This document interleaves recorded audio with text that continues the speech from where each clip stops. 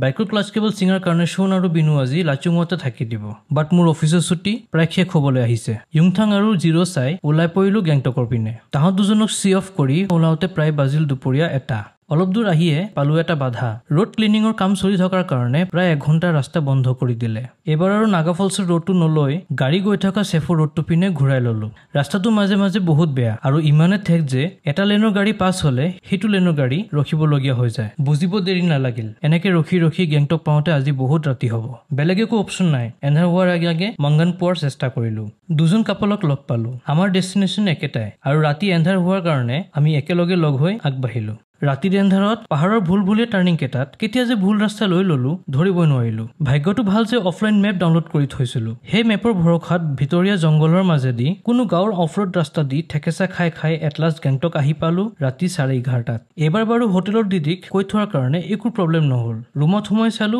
মোৰ ডিনাৰো ৰাখা আছে আৰু তাত এটা নোট পালো লিখা আছিল দ্য ডিনাৰ ইজ কমপ্লিমেণ্টাৰী নোটটো পঢ়ি চকুত পানী আহি গ'ল thank God and thank you দিদি প্ৰথম দিনৰ ৰাতিৰ নিচিনা আজি আৰু ভোকৰ পেটত হ'ব নালাগে যদি ভিডিঅ'টো ভাল লাগিছে প্লিজ লাইক এণ্ড কমেণ্ট কৰিব সি ইউ অন আনাদাৰ ভিডিঅ'